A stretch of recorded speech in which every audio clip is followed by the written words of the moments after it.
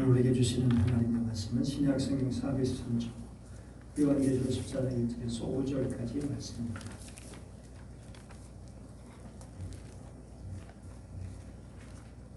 또 내가 보니 보라 어린 양이 시온 산에 섰고 그와 함께 14만 4천이 서 있는데 그들의 이마에는 어린 양의 이름과 그 아버지의 이름을 쓴 것이 있더라.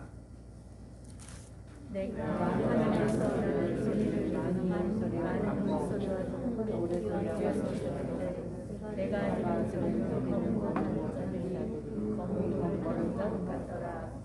그들이 보좌 앞간의 생물과 장로들 앞에서 새 노래를 부르니 땅에서 성령을 받은 14만 4천 밖에는 이 노래를 배울 자가 없더라. 이 사람들은 저와 거룩히 아니하고 신들한 자라 어린 양이 어디로 넘어간지 따라가는 자며 사람 가운데에서 속량함을 받아 처음 익은 열매로 하나님과 어린 양에게 속한 자들이니 그 입에는 거짓말이 없고 흠이 없는 자들이더라. 아멘. 같이 찬양하겠습니다.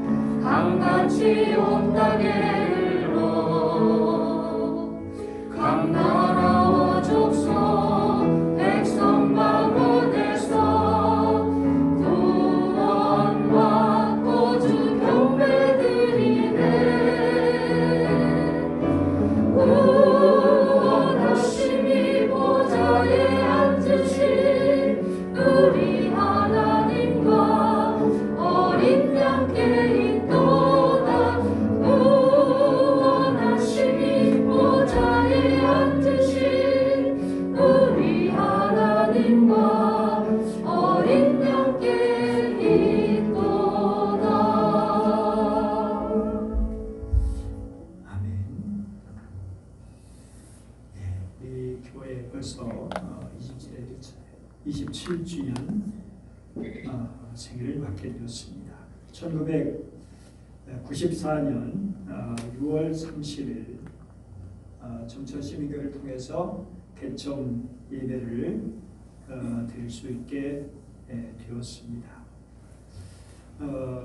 그리고 이제 그동안 또 많은 어려움도 시련도 고난도 있었고 또 슬픔도 있었고 우리 사랑하는 성도들의 이별도 있었고 별세 이런저런 아픔을 많이 겪기도 했습니다. 물론 또 감사하고 기쁜 일도 많이 있었습니다.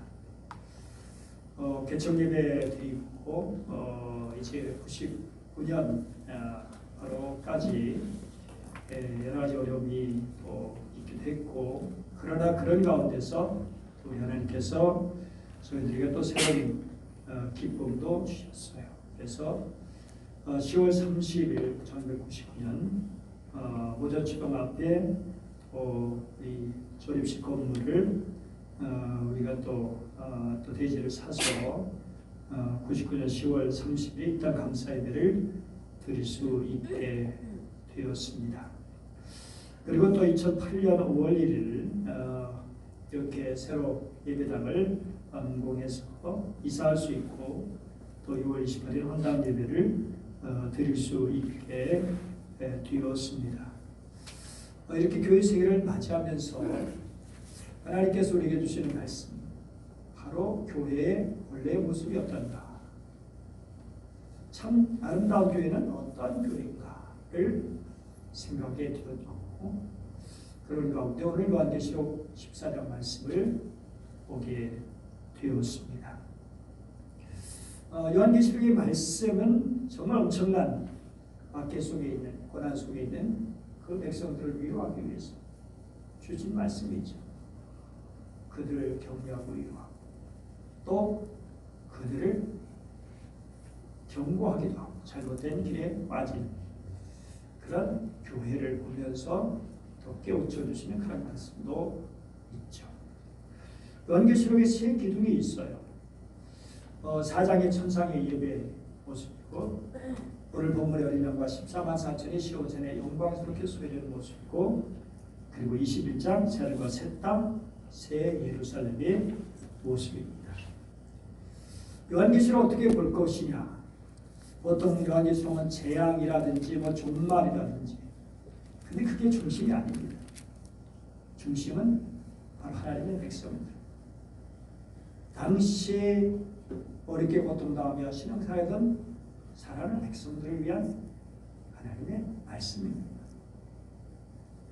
그래서 우리는 뭘 중심으로 볼 것이냐가 너무나 중요해요.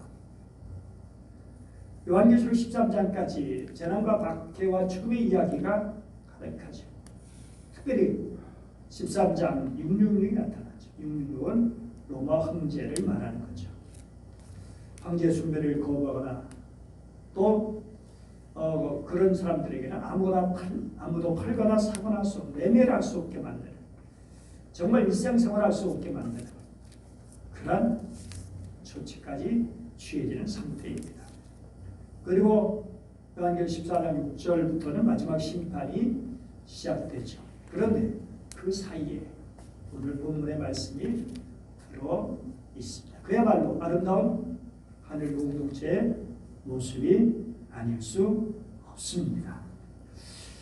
오늘 말씀은 그야말로 감격으로 시작합니다. 감동으로 시작해요. 1절 말씀 보니까 또 내가 보니 보라 어린 양이 시온산에 섰고, 우리가 이 말씀 볼 때 그 사도 요한의 감격, 그리고 더 나아가서 이 말씀을 읽은 초대교회 성도들의 그 감동의 마음을 가지고 볼 수 있으면 좋겠어요. 나는 보았다. 그리고 보라, 그 어린 양이다. 그 사도 요한의 그 얼굴, 사실은 세상에서는 기쁠 일 별로 없잖아요. 슬프고 힘들고 고달프고 지금 유별에 있는 상태잖아요. 담모섬에 갇힌, 그리고 많은 성도들이 핍박을 당해야 하는 그런 현실 속에서 그 마음이 어떻고 무거운데, 그런데 그런 마음이 다 사라지고 정말 그야말로 기쁨과 감격이, 왜? 어린 양 예수님을 보았다는 거예요. 힘없이 도살장에 끌려가는 어린 양처럼 모욕당하고 죽기까지 하셨던 그분입니다. 그런데 그분의 밝고 환한 어린 양의 모습으로 시온산에 우뚝 서 계신 모습을 보게 된 거예요. 그때 요한의 심정, 그리고 요한을 통해서 그 말씀을 읽게 된 성도들의 그 심정,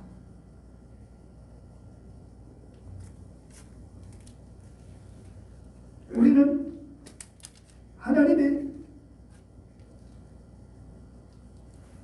사랑과 은혜를 오늘 사도 요한을 통해서, 요한계시를 통해서 볼 수 있게 되는 것이죠. 하나님께서 그 백성들을 얼마나 사랑하시는지, 그래서 그 백성들을 위로하시기 위해서, 그리고 참된 교회의 모습을 보여주시기 위해서, 그래서 끝까지 그런 어려움을 이겨낼 수 있도록 하시기 위해서 주님을 만나는 기쁨, 오늘 특별히 주님께서 단지 어린 양만 보게 하신 것이 아니라 더 나가서 바로 14만 4천도 보게 하십니다. 여러분, 14만 4천, 우리가 여러분들 많이 들었던, 특별히 이단들이 많이 이야기하는 14만 4천, 14만 4천은 요한계시록 7장에도 나와요. 4절에 보니까 내가 인침받은 자의 수를 들으니 이스라엘 자손의 각 지파 중에서 인침을 받은 자들이 14만 4천이다. 그러니까 여기 말씀 보면 이스라엘 자손 중에서, 다시 말해서 이스라엘 사람 중에 구원받은 사람을 언급하고 있다는 거예요. 구약시대에 구원받은 사람의 수죠. 그래서 5절부터 보면 바로 유다 지파 중에서, 루벤 지파 중에서, 각 지파 중에서 1만 2천, 1만 2천, 1만 2천 쭉 12지파를 언급하면서 이런 이야기를 하고 있습니다. 구약은 이스라엘 12지파를 보여주죠. 또 예수님의 제자도 12이죠. 그러니까 12이라는 숫자가 중요한데 12는 어떻게 나오는 걸까요? 3 곱하기 4, 3, 4, 12입니다. 그래서 이 숫자는 세계 만방 충만한 온전한 수를 더 가리키기도 하는 거예요. 하나님께서 세계 만방을 향한 비전을 보여주신 거고, 구약시대부터 제자들에게도 단지 12 그대로 끝난 게 아니라 그들 통해 세계 만방을 구원하시려니, 그리고 충만한 온전한 수가 들어와서 구원받게 하시려니 하나님의 뜻이 있는 거죠. 그러니까 7장에는 이스라엘 지파의 구원받은 온전한 수를 말하는데, 그러면 14만 4천이라는 게 어떻게 해서 이루어졌느냐라는 거죠. 각 지파의 구원받은 수 12,000, 거기다가 12지파를 곱하니까 14만 4천이 나오게 되죠. 근데 우리는 이런 질문을 던져볼 수 있어요. 아니 어떻게 구원받은 자가 각 지파마다 똑같이 12,000이야? 어떻게 12,000 한 명도 아니고 뭐 어떻게 똑같이 그렇게 되죠?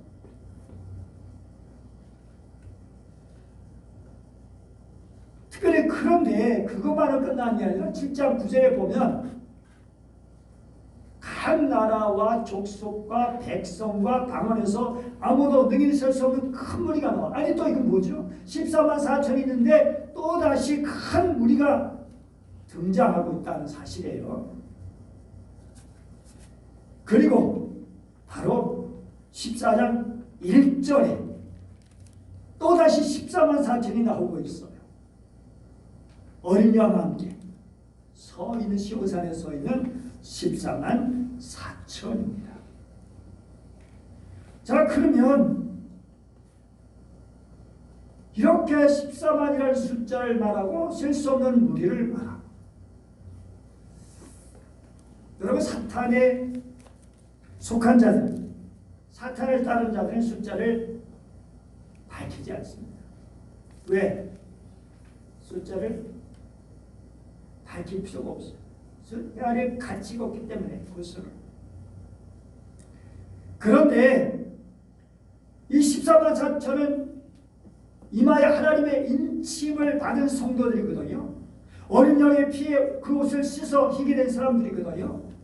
하나님의 주시는 흰옷을 입은 사람들이거든요. 그를 14만 4천이라고 말하는 이유가 무엇일까요? 그것은 우선 주님이 아신다는 것을 의미해 주고 있어요. 내가 안다. 나는 선한 목자라. 나는 내 양을 알고 양도 나를 아는 것이. 내 양을 안다. 그 숫자가 얼마 되든지 상관없이 주님 아시죠. 사랑해요. 주님이 아시는 성, 주님이 아시는 교회. 그러면 뭐가 문제입니까? 주님이 아시는데, 주님이 인정하시는데, 우리 아름다운 교회, 사람들만으로 모이는 그런 공동체가 아니라 정말 주님이 인정하시고 주님이 아시는, 내가 한다 라고 하시는 그런 공동체, 그런 공동체인 줄 믿습니다. 하나님께서 내가 널 안다. 안다고 하시는 것은 그만큼 책임져 주신다는 것도 들어있고요. 붙들어 주신다는 것도 들어있는 것이고요. 인도하시는 것도 들어있는 것이고요. 그동안 우리에게 통해서 사시고 너무나 우리는 부족한데 저도 한없이 부족하고 실수하고 잘못된 것도 있습니다. 여러 가지 문제가 있었지만 그럼에도 불구하고 여기까지 이르게 하신 하나님의 은혜를 생각할 때 감사하지 않을 수 없는 거죠. 그런데 다시 인침받은 자들 계시록 7장 4절 14만 4천 7장 9절 셀 수 없는 그 무리 13만 1천 어린 양과 함께 서 있는 14만 4천 지금 몇 명일까요? 결국 12,000이라든지 14만 4천이라든지 상징적인 숫자라는 거예요. 상징적인 숫자. 구원받은 완전한 수 하나님만 하나님이 아시는 그런 사람들. 그리고 14장 또다시 14만 4천 나오는데 그것은 7장의 14만 4천이라 셀 수 없는 큰 무리가 통합된 숫자예요. 그래서 다시 말해서 이 지구상에서 과거, 현재, 미래 두고도 구원받을 모든 숫자를 통칭하여 14만 4천이라고 이름하는 것이고 그리고 그들은 셀 수 없는 큰 무리가 되는 거죠. 물론 사도 요한이 셀 수 없는 거지 주님의 셀 수 없는 건 아니에요.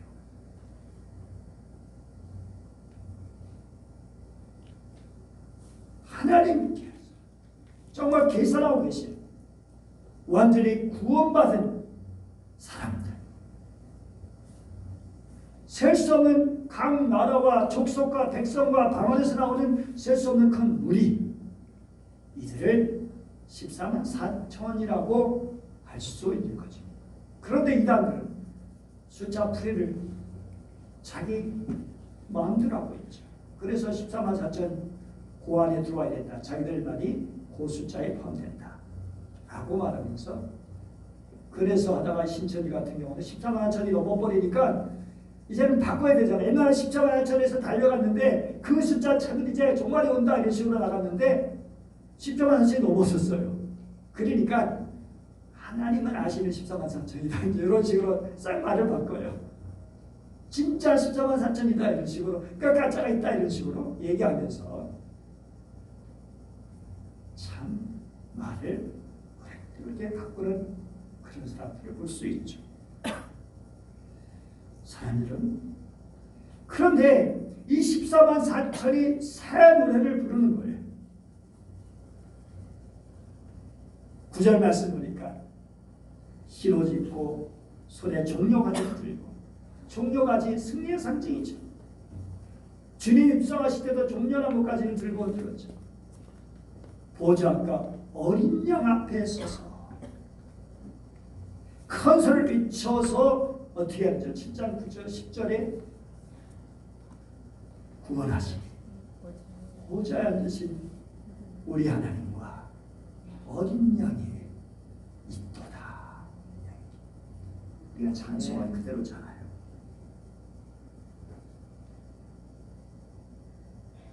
이렇게 새 노래를 부르는 14만 4천 셀 수 없는 그 속에 누가 들어있어야 되는 것인가요? 그 속에 누가요? 바로 여러분과 저예요. 거기에 여러분도 들어있어야 되는 거예요. 우리가 지금 요한복음 14장의 이야기는 바로 우리의 이야기예요. 우리의 이야기.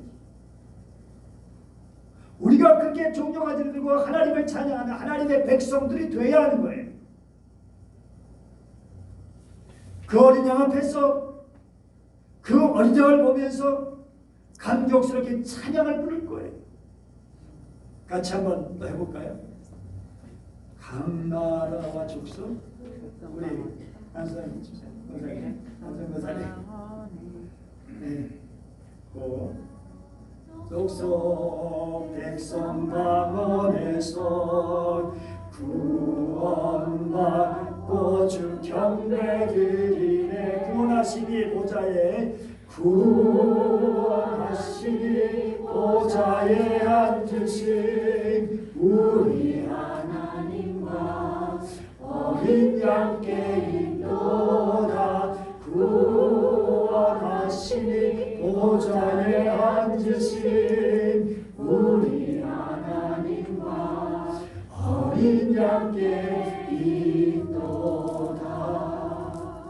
여러분, 참된 교회, 아름다운 교회, 주님 뵙는 감격으로 살아야 사람들이에요. 이 땅에서나 천국에서나 즐겁는 영광.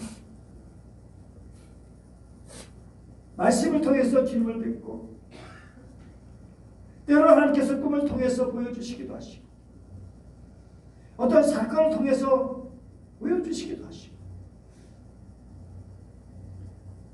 그리고 정말 우리가 주님을 뵙게 되는 거죠. 그때 감격이 어떨까요? 구주를 생각만 해도 이렇게 좋거든. 주 얼굴 배울 때야 얼마나 좋으랴. 얼마나 좋으냐. 괴로울 때 주님 얼굴 보라. 평안을 주님 바라보아라. 세상에서 시달린 친구들아, 위로의 주님 바라보아라. 눈을 들어 주를 보라. 내 모든 염려 주께 맡겨라. 슬플 때에 주님의 얼굴 보라. 사랑의 주님 안식 주리라. 사랑하는 그 고난의 때, 그 시련의 때 주님을 배운 사도의 감정. 그런데 말씀드린 것처럼 주님만 배운 것이 아니라 성도들을 봤어요. 성도들. 이미 사도보다 앞서 별세한 성도도 있고 순교당한 성도도 있습니다. 아니, 12제자 중에서 다 죽고 지금 혼자만 남았어요. 사도이라. 그런데 14만 4천 중에 셀 수 없는 큰 무리 중에 바로 거기에 베드로도 있고요. 자기 형 야고보도 있고요. 그리고 앞서간 성도들이 있고요. 순교당한 성도. 그게 보이는 거예요. 얼마나 감격이 있어요.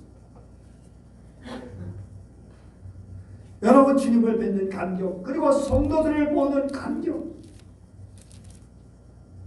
우리 같이 신앙생활 하시다가 먼저 앞서 변신하신 분들, 장로님, 권사, 집사님, 성도, 한 분 한 분 생각해 보면 정말 뵙고 싶죠. 그런데 우리가 같이 거기서 그분들을 뵙고 함께 감격의 찬양을 부를 것입니다. 부를 것입니다. 사랑하는 여러분, 그럼 왜 천국에서만 그렇게 기뻐해야 될까요? 오늘 여기서 그런 감격이 있고 그런 기쁨과 그런 감사가 있으면 얼마나 좋아요. 우리 성도를 만날 때 반갑고 기쁘고. 여러분, 개척교회 때 성도 한 명이 왔을 때 얼마나 기뻤을까요? 얼마나 반가웠을까요? 그런데 시간이 지나면서 그런 감격이 줄어드는 것은 아닌가? 이것은 어쩌면 사랑이 식었다고 말할 수 있죠. 우리 주님은 에베소 교회를 향해서 그러나 늘 책망할 것이 있다. 너의 처음 사랑을 보낸다. 그러므로 어디서 떨어졌는지 생각하고 회개하여 처음 회개를 가져라. 만일 그리하지 아니하고 회개하지 아니하면 내가 내게 가서 내 촛대를 그 자리에서 옮기리라. 정말 우리는 얼마나 우리 성도를 생각할 때, 주님을 생각할 때는 물론이고 성도를 생각하면서 그런 기쁨을 생각. 제가 성지순례라든지 외국에 또는 좋은데 여행 가다 생각을 우리 성도를 같이 왔으면 좋겠다. 우리 성지순례 우리 성도로 와서 같이 보면 좋겠다. 그런 생각이 나게 되죠. 사실 우리 교회 27년 하면서 우리 교회를 거쳐간 성도들이 약 500명 정도는 될 거라고 생각해요. 돌아가신 분도 있고 이사간 분도 있고 다른 교회 집사가는 분도 있고 시집가고 장가가서 떠난 분도 있고 정말 우리 그 사람 그분들 때로는 어떤 때는 꿈을 꾸면 옛날에 이렇게 떠나니까 성도들이 다시 와서 그렇게 예배드리는 모습을 볼 때가 있어요. 얼마나 반갑고 얼마나 감사하는지 정말 꿈이라기만 너무 좋더라고요. 지금도 우리 교회 밴드에 수시로 이렇게 와서 루팅하는 성도들이 있어요. 서울에서, 청주에서, 창원에서, 대구에서 우리 사랑하는 성도들이 평택에서도 있죠. 먼저 우리 교회 신앙생활하다가 다른 교회 가 있는 그런 성도들이 들어와서 그래서 그분들 지금 우리 교회 형들을 잘 알고 있어요. 여러분 행복이 무엇입니까? 엘리 데비스 소로라고 하는 유명한 작가가 있습니다. 이분이 1845년부터 2년 동안 미국 매사추세츠 콘코드 숲에 있는 월든이라고 하는 작은 호숫가에 오두막을 짓고 자급자족 생활하면서 자신의 삶을 에세이로 기술했는데 그 책 제목이 월든이에요. 거기서 서로는 행복의 세 가지 조건을 얘기하고 있어요. 그 세 가지 조건이 무엇이냐? 첫째는 나눠주는 삶이다. 두 번째는 자신이 좋아하는 일을 하고 사는 거다. 세 번째는 작은 일에도 기쁨을 느끼고 감탄하며 사는 삶이라고 말하고 있어요. 여러분 어떻게 행복합니까? 이거? 잘 나눠줍니까? 좋아하는 일을 하고 있습니까? 작은 일에도 기쁨을 느끼고 있습니까? 감탄을 잘합니까? 정말 이런 사람들은 마음이 순수하고 깨끗한 사람들이라고 할 수 있죠. 그럼 신앙생활도 정말 행복하게 신앙생활을 하는 사람이 있는가 보면 반대로 정말 마지못해서 신앙생활하는 그런 분도 있다라고 하는 그런 사실이에요. 기쁘게 신앙생활하는 사람도 있지만 기쁨을 잃어버린 채 습관적으로 생활하는 분들도 있습니다. 여러분들 어떤가요? 정말 신앙생활 감사가 있고 감동을 잘하고 감기 있고 기쁨이 있는 어떤 사람은 현대인을 이렇게 말해요. 현대인의 불행은 감탄사를 잃어버리기 때문이다. 감탄사를 잃어버리기 때문에 다시 말해서 감탄하지 않고 감격할 줄 모르고 여러분 우리 사춘기 소년 때는 어떻습니까? 나게만 불러가도 어머나 그죠? 어릴 때는 얼마나 잘 웃습니까? 우리 아이들. 그런데 언제면 왜 웃음이 점점 사라지죠? 네? 웃는 게 얼마나 우리 몸에 좋은데 왜 우리 마음이 그렇게 굳어지는 것이죠? 주님을 늘 생각하면 말씀 앞에 늘 서면 우리 마음이 굳어질 필요가 없을 텐데 굳어질 수가 없을 텐데 오늘날 좋은 일을 보고도 좋다 감탄하시는 마음이 너희를 잃어버린 것이 아니라 소중한 사람을 만나도 기뻐할 줄 모르고 고난 일을 겪었으면서도 감사할 줄 모르고 미안한 언행을 했으면서도 미안하다는 말을 제대로 하지 못한다면 정말 비극이죠. 여러분 우리는 소중한 성도들입니다. 이 땅에서는 아니라 하늘에서 같이 살아갈 사람들이잖아요. 이어서 1절 다시 한번 보죠. 그들의 이마에는 어린 양의 이름과 그 아버지의 이름을 쓴 것이 있더라. 여러분, 이들은 소속이 분명해요. 소속이.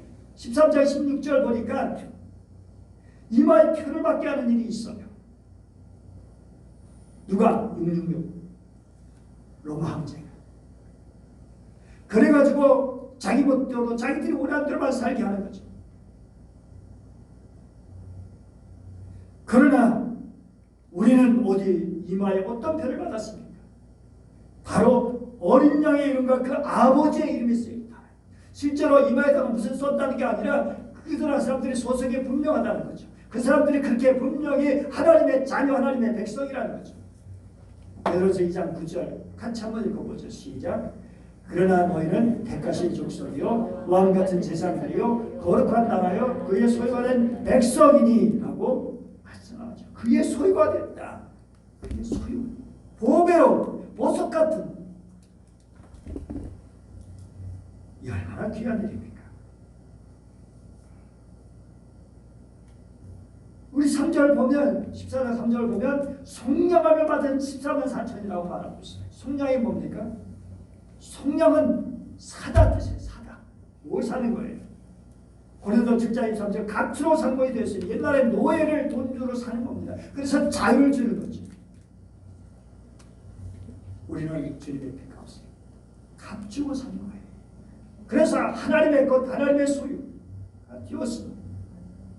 14장 8절 로마서 그래서 우리가 살아도 주를 위하여 살고 죽어도 주를 위하여 죽나니 그럼도 사나 죽나 우리가 주의 것이다. 그러니 주의 영광에서 사는 거죠. 사람 여러분, 소속을 분명히 하시기 바랍니다. 우리는 대내수계 장로의 통합이 있고 영선회에 있고 문경시찰이 있고 그리고 아름다운 교회에 속한 성도들입니다. 아름다운 교회. 우리 친구가 그런 얘기해요. 친구 목사가 저를 보면 야 이름은 아름다운 뭐해? 사람이 아름다워야지. 그러면서 웃어요.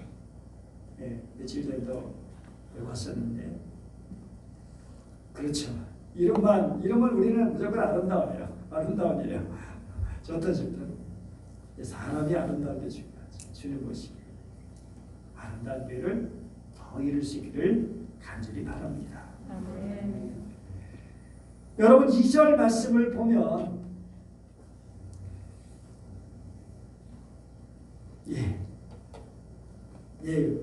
그렇게 성경의 요한계시록 보면 땅에 사는 자들과 하늘에 사는 자들을 분명히 구분해요.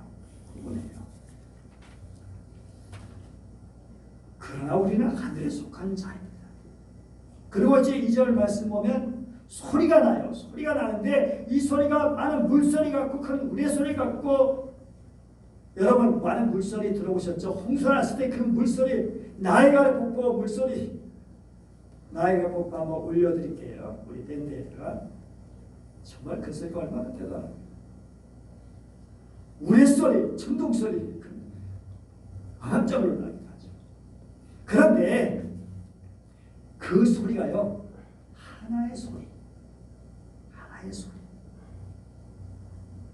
참 놀라요. 검은 걸 타는 자들이 검은 거를 타는 것 같은데 그 소리가 아주 시끄럽고 괴로운 소리가 아니라 너무나 아름다운 그런 소리인데 그 소리가 한 소리라는 거예요. 한 소리.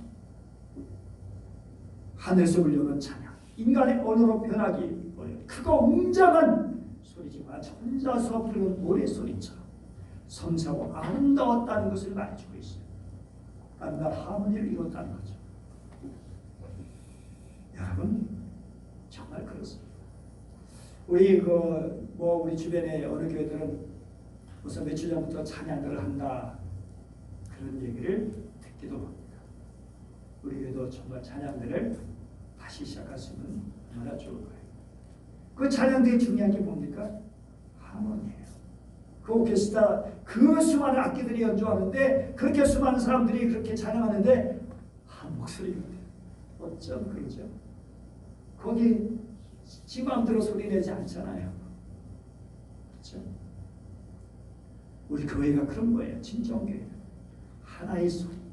정말 주님의 소리를 듣고요. 그리고 우리가 각자 의견 있고 주장이 있지만 그래서 각각 자기 얘기를 물론 당연히 해야겠지만 그러나 결론적으로는 한 목소리. 고린도서 1장 10절에서 뭐라고 말하죠? 형제들아 내가 우리 주 예수의 이름으로 너희를 권하노니 모두 같은 말을 하고 분쟁이 없이 같은 마음과 같은 뜻으로 온전히 합하라고 말씀하고 있어요. 같은 말, 같은 마음, 같은 뜻. 그래서 같은 열매를 맺는 거죠. 빌립보서 2장도 마음을 같이하여 같은 사랑을 가지고 뜻을 합하라. 한 마음을 품어. 빌립보서 4장 2절에도 바로 주 안에서 같은 마음을 품어라. 우리 주님은 분명히 말씀하죠. 세리 놀라리라. 서로 사랑하라. 한 마음 한 목소리는 결국 사랑입니다. 그렇게 그 14반 사진의 아름다운 노래를 부르는데 정말 찬양하는데 한 목소리로 찬양을 드릴 수 있는 것은 결국 그들이 주님을 사랑하는데 한 목소리 한 마음이고 그리고 그들이 서로 사랑하기 때문에 가능한 일입니다. 너희가 서로 사랑하면 이로써 모든 사람 너희가 내 제자인 줄 알리라. 여러분 우리는 이러한 교회가 되길 바랍니다. 끝으로 14번 단체를 어떻게 살았던 사람인가? 다시 말해서 어떤 교회가 되어야 되느냐? 물론 새 노래를 부를 사람들이고요. 정어리가 영적인 노래, 가슴에 솟아나오는 주님을 향한 찬양이 우리 교회에 있어야 할 것이고 더 나가서 또 오늘 이분들이 보면 하늘에 사는 자들, 계속해서 하늘에 사는 자들이죠. 하늘의 뜻을 하늘 백성답게 살아가는 사람들. 그런데 더 나아서 계속해서 말씀을 보면 우리 4절과 5절을 한번 보죠. 예, 여기 있고요. 예, 바로 여자 더불어 더럽히지 않고 여자라는 것은 결국 성경의 여자는 이렇게 영적 우상들을 말하고 있죠. 영적으로 가늠하지 않고 물론 육체적인 순결도 들어있지만 영적으로 그래서 정말 순결한 주의 백성들이라는 거죠. 물론 회개 잘못하고 범죄했으면 회개해서 주의 피로 씻음받은 사람들이죠. 그래서 그 옷을 주의 피로 깨끗하게 씻는 사람들, 순결한 사람들, 어린 양이들이 인도하든지 따라가는 자들. 얼마나 귀합니까? 그리고 5절에는 거짓말이 없고 흠이 없는 자들. 결론적으로 이 교회는 순결한 교회예요. 어린 양 주님이 인도하신 대로 따라가는 순종하는 교회예요. 거짓말이 없고 흠이 없는 순전하고 진실된 교회예요. 여러분 우리는 어떤 교회가 되어야 될 겁니까? 바로 이런 교회가 우리 교회가 되지 않습니까?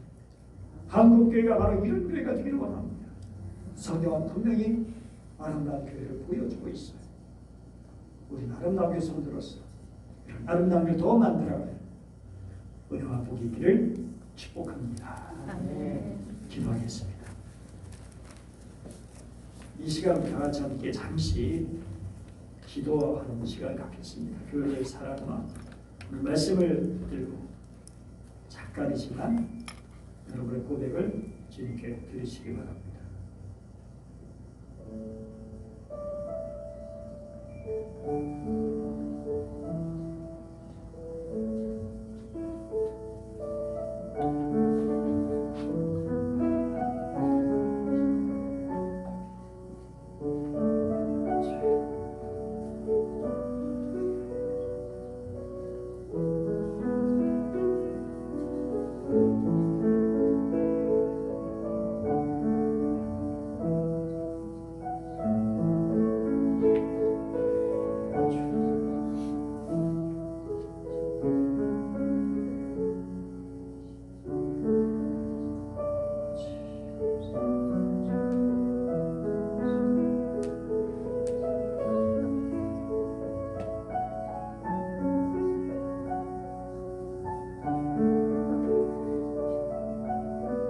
주님 감사합니다. 진정 아름다운 교회가 아름다운 교회 되게 하여 주옵소서. 요한계시록 14장을 통해서 보여주시는 그런 아름다운 공동체 이 땅에서도 이루게 하시고 천국에서 정말 마음껏 주님을 찬양하며 진경드리는 주의 백성들 되게 하여 주옵소서. 그동안 수고한 주의 백성들을 일으켜 가시고 앞으로도 수고할 주의 백성들을 들어주시고 내가 너를 한다 주님 우리를 하신다고 하시는 그 말씀을 붙들고 오늘도 주의 것으로 주의 백성으로 살게 하여 주옵시기 원합니다. 귀하신 주 예수님의 이름으로 기도드립니다. 아멘. 아멘.